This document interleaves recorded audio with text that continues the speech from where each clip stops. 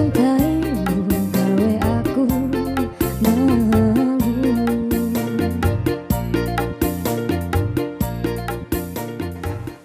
Baik, terima kasih rekan Zira mengawali dialog Jurnal 9 Pagi pada hari ini dengan lagu Rungkat. Ini sesuai dengan pemilihan topik pada hari ini.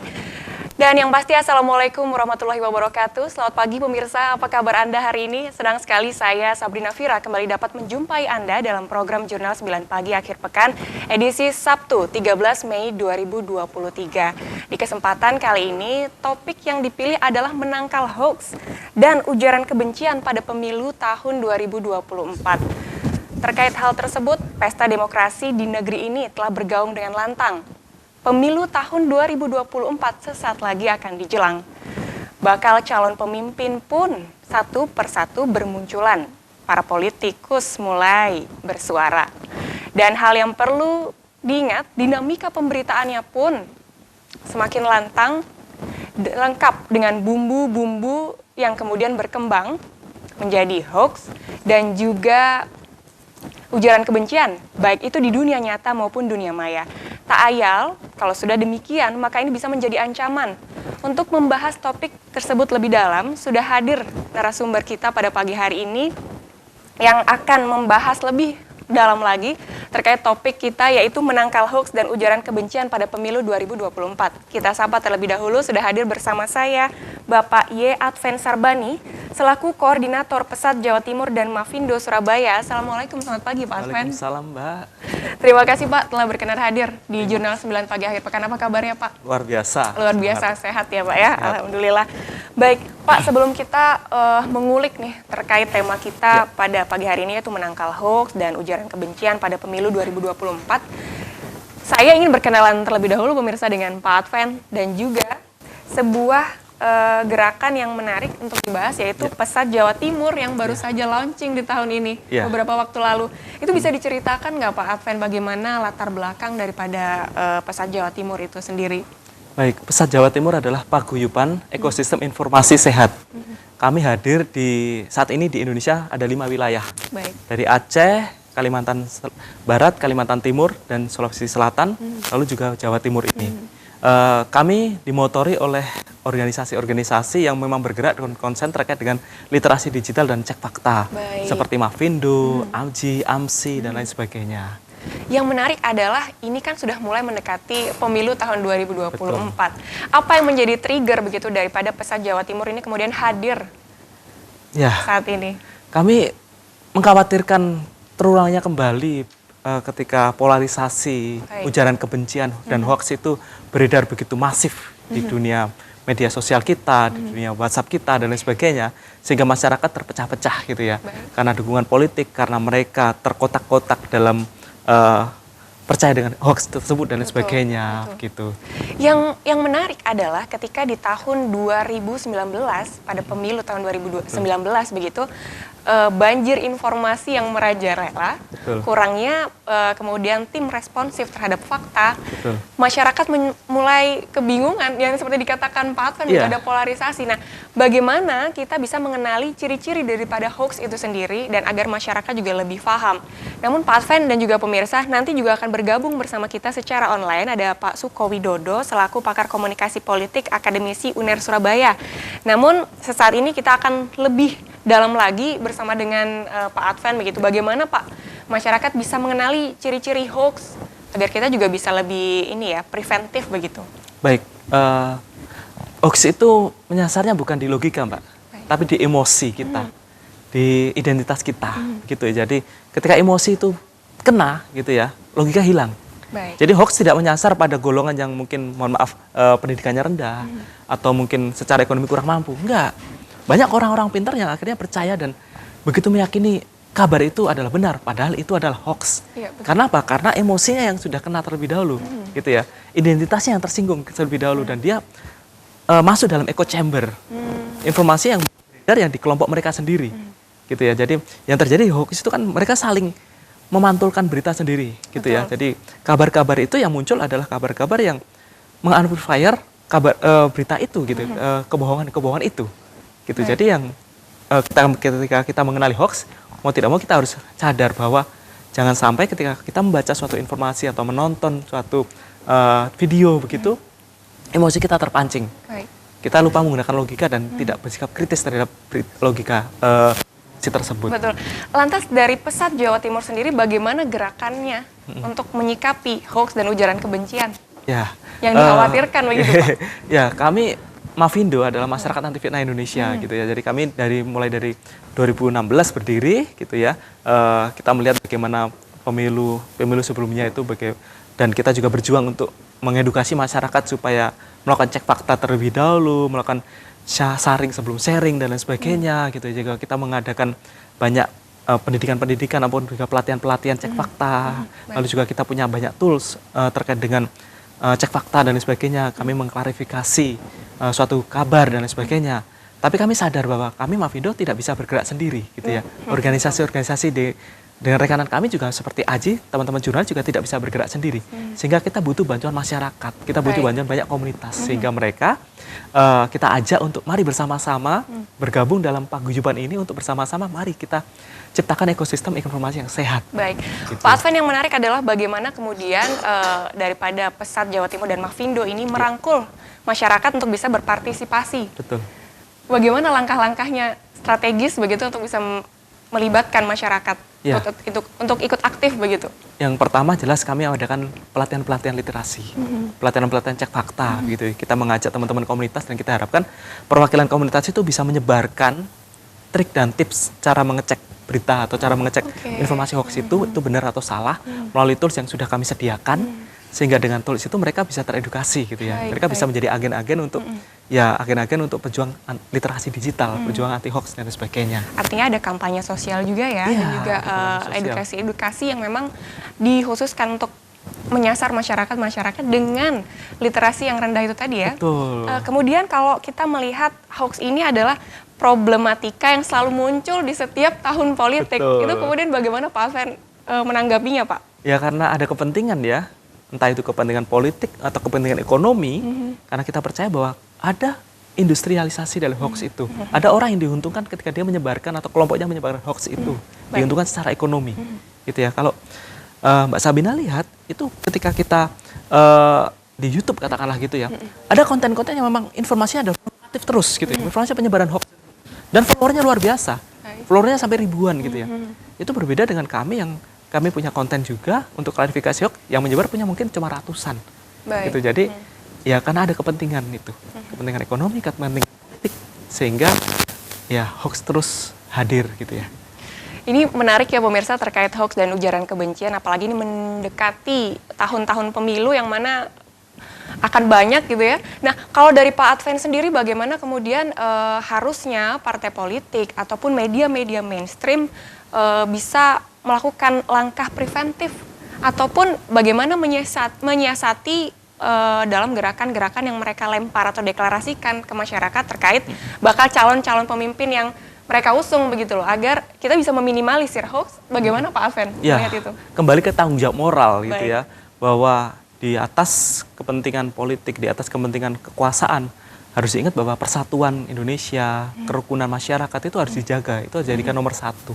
Jangan Gitu bisa ya. Jangan dijadikan sampai pegangan gitu ya. jangan sampai gara-gara kepentingan kekuasaan untuk meraih kursi jabatan dan lain sebagainya mengorbankan masyarakat sehingga menyebabkan masyarakat terpecah-pecah, menyebabkan satu keluarga jadi berantem gitu ya. Baik, tapi mayoritas hal itu sepertinya agak ini digalakkan begitu ya. Betul, Pak tapi Adven? makanya kami dari masyarakat juga mendorong juga supaya masyarakat sadar. Jangan sampai mereka itu mau terus-menerus seperti lato-lato ya. Kalau Gus Dur bilang itu dilato-lato kan dibentur-benturkan terus-menerus gitu ya. Sudahlah cukup peristiwa pemilu sebelumnya itu cukuplah kita jadi banyak pelajaran gitu ya.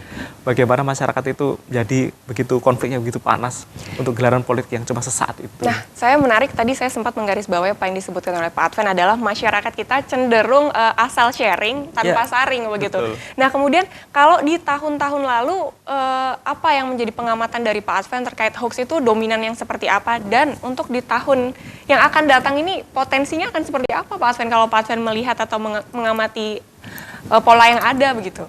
Oke, kalau hoax terkait dengan politik itu ada dua jenis ya. Pertama hoax yang menyerang penyelenggara pemilu. Baik. Gitu ya, dan hoax yang menyerang peserta pemilu gitu ya. Nah, hoax yang menyerang penyelenggara pemilu itu tujuannya adalah apa? Untuk mendelegitimasi itu ya, hasil dari pemilu itu, sehingga menyebabkan masyarakat kurang atau tidak percaya terhadap hasilnya, apapun hasilnya, gitu. Apalagi ketika hasilnya tidak sesuai dengan ekspektasi yang mereka inginkan, gitu ya.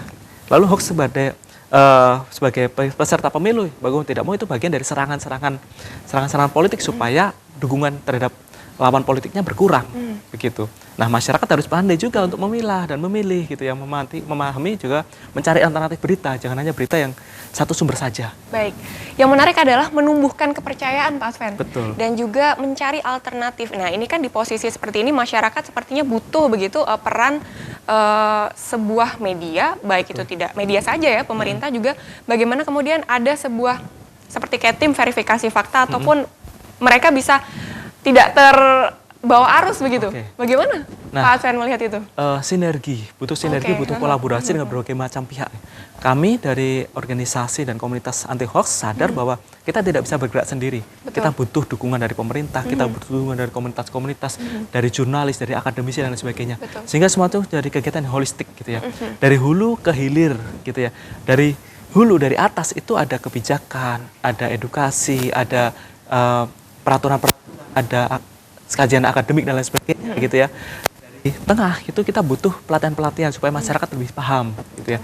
Lalu juga butuh kemampuan untuk cek fakta dan sebagainya, tim-tim cek fakta, gitu ya. Mafindo sudah sejak lama ada tim cek fakta. Tapi sekarang kita lihat juga beberapa media juga menyediakan juga tim cek fakta, kabar, mengklarifikasi hoax dan sebagainya. Juga dari kementerian juga Kominfo juga sudah ada. Itu bagus sekali, gitu ya.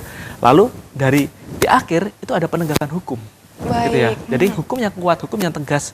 Ketika ada suatu tindakan hoax yang benar-benar merugikan, benar-benar mengancam masyarakat banyak, benar-benar mengancam status negara kita, gitu ya, itu harus ada tindakan yang tegas. Tidak bisa cuma minta maaf dan 10.000. Betul. Gitu. Nah, ini menarik ya Pak Adven, kalau kita melihat hoax dan ujaran kebencian memang harus ada seperti sanksi hukum untuk menimbulkan keefektifan jera begitu bagi para pelaku penyebar hoax yang tanpa tanpa aturan begitu ya. Tanpa aturan, bener. Nah, ini semakin menarik, namun kita harus jeda terlebih dahulu. Pak Adven, kita akan kembali usai jeda pariwara berikut ini. Tetaplah di Jurnal 9 Pagi. Aku sadar terlalu bucin mencintaimu, rungkan ente-entean, kelangan kau sing paling tak sayang, bondoku melayang, nego tenang, tangis-tangisan, rungkan ente-entean.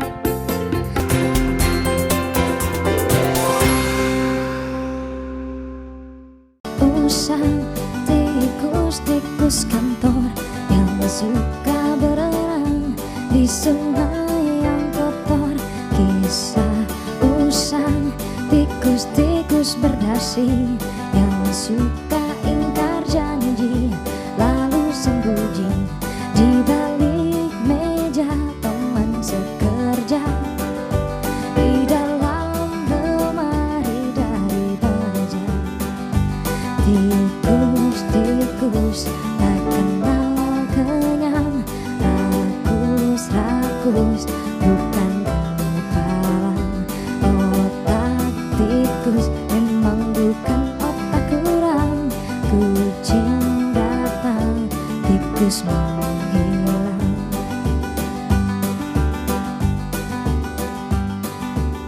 Baik, terima kasih pemirsa. Anda masih menyaksikan Jurnal 9 Pagi akhir pekan, masih bersama dengan saya Sabrina Fira dan juga narasumber saya pada pagi hari ini Pak Adven Sarbani yang berasal dari Pesat Jawa Timur, Koordinator Pesat Jawa Timur dan juga Mafindo Surabaya, dengan tema kita yaitu menangkal hoax dan ujaran kebencian pada pemilu tahun 2024.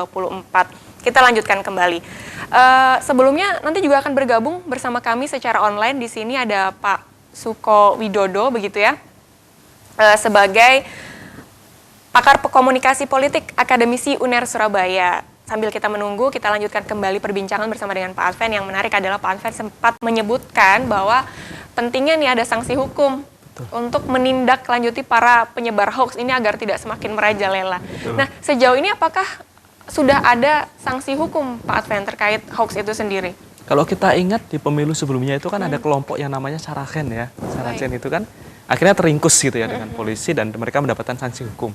Nah, kita harapkan juga ketika ada kelompok-kelompok yang memang tujuannya untuk memproduksi hoax gitu ya, tujuannya untuk memecah belah masyarakat dan memang terbukti bahwa itu hasilnya adalah adanya dampak yang sangat negatif bagi masyarakat, saya rasa sangat butuh juga gitu ya, ada sanksi hukum, karena bagaimanapun juga sebagai orang dewasa dia harus bisa mempertanggungjawabkan perbuatannya. Kalau perbuatannya negatif, mau nggak mau ya harus ada sanksi yang Sebenarnya tegas juga, gitu. kalau dilihat ke belakang itu sebenarnya apa sih yang menjadi motivasi para penyebar hoax ini sendiri, dan kemudian iya betul, apa yang menjadi motivasi begitu loh?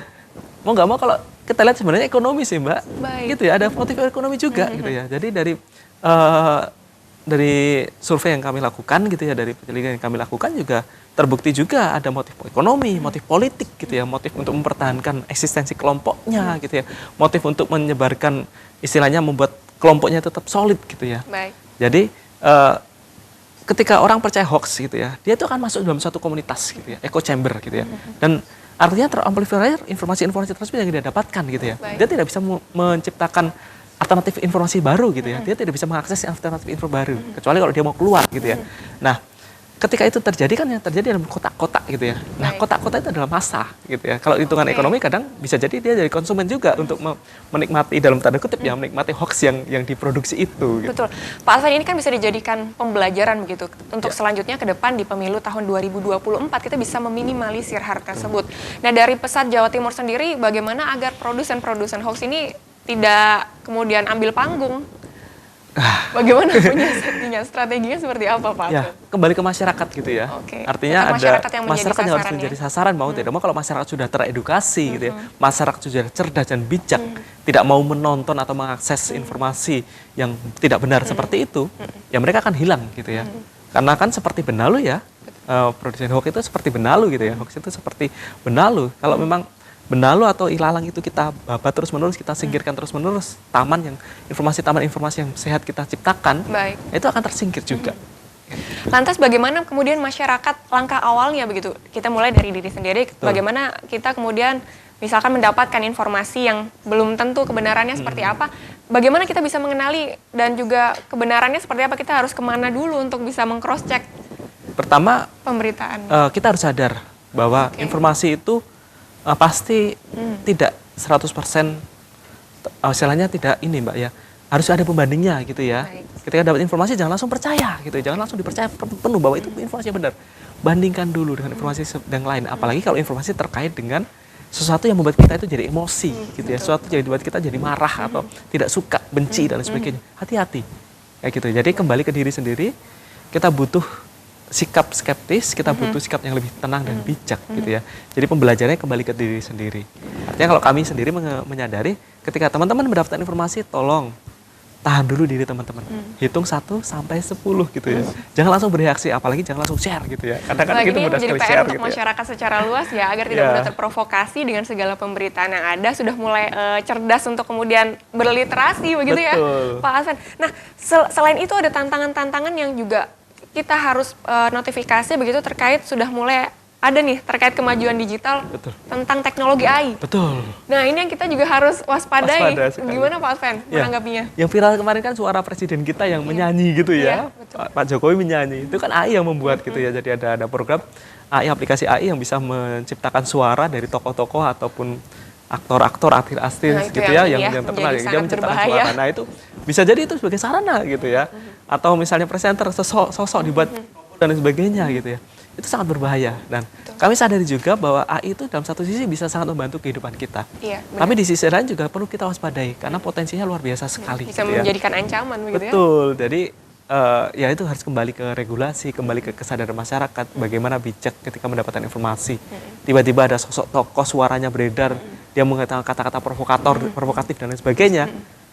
Itu ketika ternyata buatannya AI misalnya, jadi seperti itu hati-hati. Itu kembali lagi kita harus bisa menumbuhkan kepercayaan masyarakat terhadap itu sendiri, dan ini juga pentingnya peran media mainstream kemudian untuk bisa melahirkan informasi-informasi yang memang faktual dan akurat begitu ya, agar masyarakat juga bisa mencari gitu tempat berlabuhnya. Oh, kalau ada pemberitaan seperti ini, media ini benar-benar bisa memberikan informasi yang tepat begitu ya, Ya Pak betul, Alvan, ya? karena bagaimanapun juga media mainstream itu kan punya standar ya, standar Iya, etika betul. dan sebagainya gitu ya, baik dari media massa, media cetak, media televisi dan lain sebagainya gitu ya. Jadi dengan proses mereka yang ketat, seharusnya informasi yang diedarkan itu seharusnya sudah terverifikasi. Itu beda dengan media sosial gitu ya. Sehingga ya mari masyarakat juga harus kembali memperhatikan apa yang disampaikan oleh media mainstream itu, karena mereka punya etika yang cukup jelas gitu ya. Kita juga kolaborasi dengan teman-teman jurnalis gitu ya, dan mereka sangat ketat untuk menjaga integritasnya. Kita percaya dengan integritas teman-teman jurnalis itu. Ini yang perlu adanya kolaborasi dan sinergi yang tepat sasaran ya, untuk kemudian ke depan hoax dan ujaran kebencian ini bisa kita press semaksimal mungkin gitu ya. Dan yang menarik juga mungkin tidak hanya dari sisi masyarakat maupun juga media, yang perlu kita juga minta perannya adalah seluruh elemen penyelenggara daripada politik maupun pemilu ini ya Pak Adven ya. Ya. Ke depan bagaimana Pak Adven harapannya untuk mereka ini agar bisa selaras, seimbang dalam pemberitaan, juga kampanye yang positif. Bagaimana Pak? Litbang kami menemukan bahwa instansi yang cukup lambat menangani respon hoax itu adalah instansi pemerintah gitu ya. Jadi ketika hoax itu menyebar ke perusahaan, hoax itu menyebar ke komunitas dan lain sebagainya, langsung ada respon. Ada statement, ada pernyataan yang cukup clear menjelaskan informasi itu yang benar seperti apa. Tapi kalau pemerintah cenderungnya adalah lambat, karena mungkin kita tidak tahu ya sistem birokrasi mereka. Tapi kita perlu menerabas sistem itu, kita perlu membuat terobosan-terobosan baru di mana ketika ada potensi hoax dan sebagainya, mereka harus bisa mengantisipasi dengan cepat. Jangan sampai hoax sudah menyebar. Hoax masih kecil langsung bisa diatasi, tapi kalau sudah menyebar repot sekali gitu ya. Apalagi mengingat kalau di tahun lalu itu bahkan sasarannya adalah chat-chat grup keluarga yang dominan, dan kemudian memang akhirnya banyak polarisasi, banyak kubu-kubu kemudian ya Pak. Dalam satu keluarga besar kadang-kadang gitu. Jadi ketika bertemu jadinya kadang gitu ya Mbak ya, kita di media sosial atau di chat itu garang gitu ya. Tapi sebenarnya ketemu juga malu-malu ataupun gimana, tapi pecah dan sebagainya, rasa curiga dan sebagainya, permusuhan itu sudah ada. Jadi hati-hati untuk itu. Terus kalau masyarakat saat ini, menurut Pak Adven, dari pengamatannya Pak Adven dari sebagai koordinator Pesta Jawa Timur, pasti sudah sering melakukan survei begitu ya. Bagaimana pola masyarakat saat ini dibandingkan jelang pemilu tahun lalu tuh bagaimana Pak perbedaannya? Sekarang lebih tenang saya rasa. Sekarang lebih tenang. Cuma memang yang kami amati adalah hoax itu beredarnya tidak langsung masif atau ditaruhkan di media sosial bisa diakses mana saja. Kami khawatir mereka menyebarnya itu melalui kelompok-kelompok yang tertutup, gitu ya, melalui grup-grup yang tertutup, gitu ya. Dan di grup-grup itu kan memang bertempur gitu ya, dalam begitu ya, dalam berdebat dan sebagainya, atau menyebar percaya dengan hoax itu malah bisa jadi lebih, dalam tanda kutip, bisa jadi lebih berbahaya gitu ya. Jadi ya mau tidak mau edukasi masyarakat, semakin banyak masyarakat sadar bahwa pilihan politik boleh beda gitu ya, pilihan partai boleh beragam gitu, tapi jangan sampai itu mengorbankan kerukunan dan kebersamaan masyarakat itu. Gitu. Kemudian kalau kita menanggapi kemajuan teknologi itu seperti apa kemudian masyarakat ini takutnya kebingungan ini loh tadi, seperti tadi, makanya peran media mainstream juga diutamakan gitu. Kadang nah itu dengan literasi digital yang kemudian rendah, masyarakat kemudian mudah terprovokasi, mudah terbawa arus. Lantas seperti apa sanksi hukum yang paling tepat untuk para pelaku hoax? Ya, ada tahapan-tahapannya ya. Jadi bisa jadi cuma sanksi sosial saja gitu ya. Artinya sanksi sosial dipermalukan, mungkin mereka harus kegiatan ataupun apa lain sebagainya gitu ya. Sampai sanksi yang pidana dan sebagainya. Itu juga harus jelas gitu ya. Tahapan, tingkatan-tingkatannya. Nah, terkait dengan AI ini atau kecerdasan buatan itu, mau tidak mau masyarakat harus tahu. Sekarang ada aplikasi seperti ini loh. Hati-hati, aplikasi ini bisa jadi seperti apa gitu ya. Jadi ketika ada informasi ataupun ada kabar atau video terkait dengan aplikasi tersebut, mereka sadar, oh ini dari aplikasi ini loh. Ini informasinya tidak benar, ini sudah direkayasa dan sebagainya. Kira-kira ini menjadi PR siapa Pak Adven? Untuk kemudian masyarakat ini sasaran yang paling empuk kan bagi para pelaku hoax, bagaimana kemudian seluruh elemen ini dari pemerintah, media, dan juga seperti gerakan organisasi dari Pak Adven ini bisa kemudian membentengi hal tersebut agar tidak menjalar kemana-mana dan pemilu tahun 2024 ini dapat berjalan optimal begitu. Oke, kalau kita lihat kan ada 3 pihak ya, pemerintah, akademisi atau kalangan expert yang orang-orang pandai gitu, dan masyarakat umum. Semuanya secara holistik harus bekerja sama. Kita tidak bisa menggantungkan pada pemerintah saja, gitu ya, mengharapkan pemerintah dengan aparatnya menindak tegas itu. Kita tidak bisa mengharapkan masyarakat juga langsung pandai sendiri. Kita butuh kerjasama. Nah itu dia, menarik. Pak Adven telah bergabung bersama kita pada segmen hari ini, ada Pak Suko Widodo. Assalamualaikum, selamat pagi Pak Suko. Baik Pak Suko, ini adalah pakar komunikasi politik dan juga akademisi Universitas Erlangga Surabaya. Pak Suko, sehat nggih Pak? Baik, mohon untuk audionya bisa dibuka mungkin Pak Suko.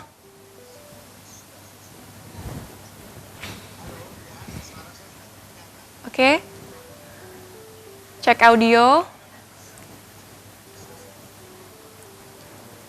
Baik, Pak Suko telah bergabung bersama kita di segmen ini dengan tema kita pada pagi hari ini, Pak, tangkal hoax dan ujaran kebencian pada pemilu tahun 2024.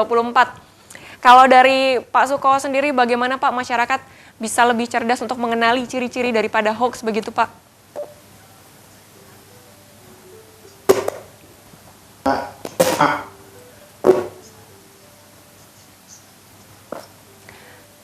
Baik, mohon maaf, sepertinya ini ada gangguan audio. Boleh kami berbincang dengan Pak Adven kembali?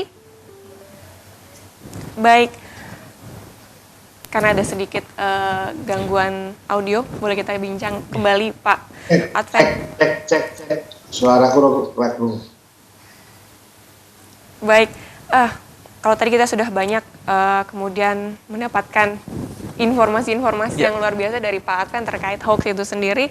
Oke, apa sudah bisa bergabung kembali? Cek.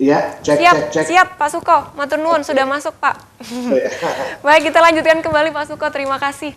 Pak Suko, bagaimana nih untuk masyarakat agar bisa mengenali ciri-ciri daripada hoax dan juga ujaran kebencian menjelang tahun-tahun politik begini Pak?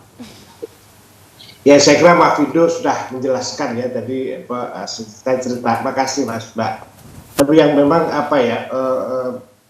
dua malam saya diskusi dengan teman-teman komunikasi politik di Jawa Timur. Kebetulan memang kita memperkirakan bahwa tingkat hate speech dan tingkat kemarahan itu akan mulai muncul.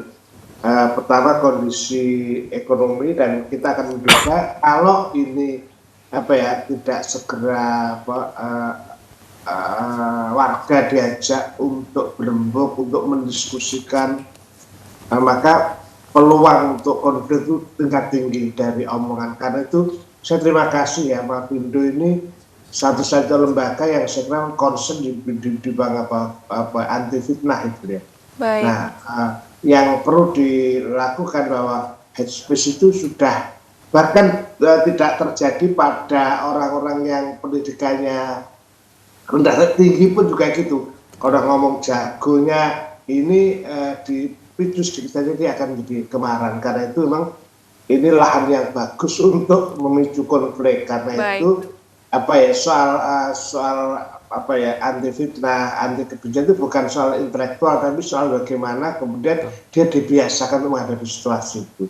Makanya saya sarankan Mafindo itu bukan hanya di TV, tapi di sekolah-sekolah mulai kecil kita, universitas terutama. Tapi sebetulnya Mbak Ali, yang fitnah, yang kemudian hoax itu jangan menuduh anak muda loh. Justru mohon maaf ya, Jadi karena banyak orang tua generasi remaja tahun 70-an ya. Sekarang umurnya 40 ke atas itu. Baik. Mereka tidak terlalu biasa berbicara dengan menggunakan teknologi. Baik. Kalau generasi saya kan, anak-anak Anda ini kan layar ceplok langsung layar sentuh. Kalau saya kan masih layar tancap. Nah, ini yang bahaya. Pak Suko, yang menarik adalah bagaimana pengamatan dari Pak Suko terkait gaya komunikasi politik menjelang tahun pemilu, Pak. Melihat ini kan sudah banyak calon-calon pemimpin yang dideklarasikan. Kemudian bagaimana Pak Suko melihat pola yang ada di tahun-tahun menjelang pemilu 2024 ini, Pak? Ya, kecil-kecilan kalau kita lihat sepak bola antar klub ya, sini sama daerah mana itu kan mesti untuk menjatuhkan lawan itu bukannya bermain baik, pemainnya udah main berbaik, tapi kan juga kadang pemainnya ikutan. Atau yang lebih parah adalah supporternya. Ini antar orang yang dicoblos ini ya, lah yang nyoblos ini udah jagonya kalau disenggol itu udah teriaknya bukan main. Baik. Jadi tradisi dialektika, dialog duduk bareng. Nah, mohon maaf ya, kita ini seringkali membuat terlalu banyak selebrasi upacara. Jadi misalnya antar tokohnya sudah tanda tangan siap kalah, siap menang.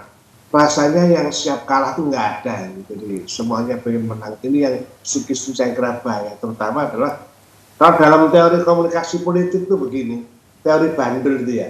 Kalau yang di atas ini bergerak sedikit, yang bawah lebih tinggi lagi. Karena itu ya benar, saya kira Mahfindo harus hadir.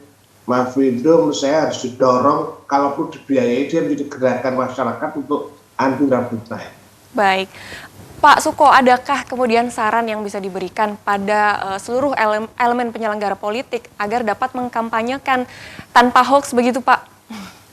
Agak susah ya, ada Baik. yang disebut dengan black campaign, kemudian negatif campaign, ada kampanye positif. Black campaign itu kan selalu membuat apa ya, misalnya saya mencemooh atau menggunakan orang lain dengan cara macam-macam ya, saya mengkampanyekan diri saya selesai dikasihani sehingga orang simpati padahal fitnah, atau saya memfitnah orang lain, atau sebenarnya ada yang bilang kami kok bukan black campaign, kami ini negatif campaign, jadi menceritakan negatifnya. Nah, tradisi bicara baik itu masih kurang. Kami kebetulan di Perhumas ya, Perhimpunan Hubungan Masyarakat itu kami di Indonesia juga bergerakan mari kita bicara Indonesia bicara baik. Itu kita latih, kita itu juga susah Mas, betul. Nah, Mahfindo yang tahu persis bagaimana kalau ngurusi soal hoax, ujaran kebencian, polisi itu kewalahan, banyak laporan dan sebagainya. Makanya itu satu jalan juga harus mari kita bareng-bareng. Terus jangan bosan untuk membicarakan masalah ini, masalah soal fitnah itu. Kalau fitnah itu katanya lebih kejam dari putus cinta. Pak Suko, yang menarik adalah kalau sebelumnya saya sempat berbincang dengan Pak Adven terkait sanksi yang tegas untuk bisa menimbulkan efek jera yang efektif begitu. Kalau menurut Pak Suko sendiri untuk bisa mempressing daripada hoax dan ujaran kebencian di tahun yang akan datang ini seperti apa harusnya pemerintah bersikap dalam sanksi itu? Ya, memang kalau menurut hukumnya risiko.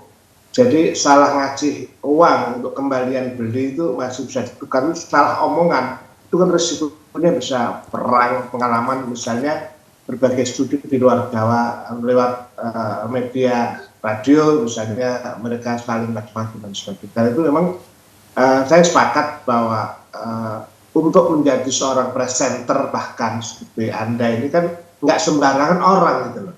Salah ucap bisa berdampaknya luar biasa. Jadi kan baik produksinya, pengganda itu kan dilakukan. Nah kita ini kan tradisinya belum. Misalnya kalau beberapa orang kita lihat medsos itu ya, kecelakaan itu kan pasti berhenti, ada kumur-kumur, terus ada kecelakaan di syuting gitu ya. Terus ini kelihatannya kakinya kiri ketekuk, kanan kepalanya nekuk, darahnya bercucur langsung karena takut kehilangan kesempatan, FOMO ya, fear of missing out, tidak takut hadir, langsung diunggah. Mungkin di Norwegia, di Eropa orang ini bisa dihukum berat ya. Itu pertama melanggar hukum, yang kedua tidak sopan karena orang yang karena itu saya pikir Mahfindo dengan kampus, dengan TV dan semua itu harus bahkan mungkin keliling ke pondok pesantren, kita semua kawan-kawan pesantren percaya, tapi aturan itu harus disosialisasikan di tempel dan sebagainya. Hanya dengan edukasi yang masif, saya kira bisa mengurangi hoax, terutama tensi di ketika menjelang pilihan umum ini. Baik, terakhir Pak Suko, apa yang bisa menjadi harapan Pak Suko dan kemudian kritik maupun saran yang bisa diberikan untuk ke depan kita seluruh elemen baik masyarakat, pemerintah, media bisa lebih berkolaborasi positif untuk bisa cerdas dalam menanggapi hoax dan juga ujaran kebencian agar tidak terkubu-kubu seperti tahun lalu begitu Pak? Ya, pengalaman kampret kadrun jagonya sudah duduk manis dan minum teh kerjasama, kita menginisiakan itu. Karena menurut saya Mahfindo harus bekerja keras untuk keliling dan dukungan terutama pendanaan ya dari pemerintah daerah itu harus dilakukan. Kalau diserahkan KPU tidak cukup kuat atau Bawaslu ya, tapi pemerintah juga sama-sama karena risikonya cukup berat. Jadi kalau dulu kita COVID bisa membuat kampanye yang bisa dikepung bareng-bareng, saya kira Mahfindo harus mulai ada di mana-mana. Kalau satu momentum agar kemudian masif bahwa mari kita bisa bicara baik untuk Indonesia yang lebih baik. Baik, Baik, terima kasih Pak Suko. Kemudian Mavindo bisa menjadi rem dan kontrol juga di tengah-tengah masyarakat ya untuk mengantisipasi adanya hoax dan ujaran kebencian yang merajalela. Baik, terima kasih kepada Pak Suko Widodo yang telah bergabung bersama kami. Terima kasih Mbak. Terima Dan kasih, juga Mbak. Pak Adven Sarbani yang sudah bergabung dan memberikan banyak diskusi menarik tentang tema kita pada pagi hari ini. Akhir kata saya Sabrina Fira, mewakili seluruh yang bertugas undur diri dari hadapan Anda. Yang pasti yang harus diingat adalah tetap kita kembali pada pondasi kita yaitu Pancasila sebagai dasar daripada negara kita ini sehingga kita tidak boleh terpecah belah dan dapat melalui ancaman yang ada dengan pintar dan juga cerdas.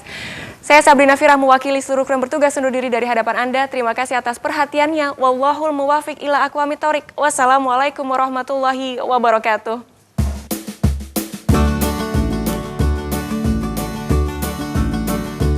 Kisah usang tikus-tikus kantor yang suka berenang di sungai.